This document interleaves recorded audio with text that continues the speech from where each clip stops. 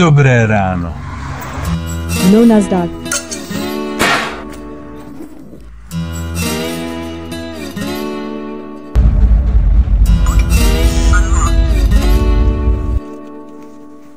Keď chcete mať doma pokoj a otvárať bez kľúčov, chce to inteligentnú kľúčku.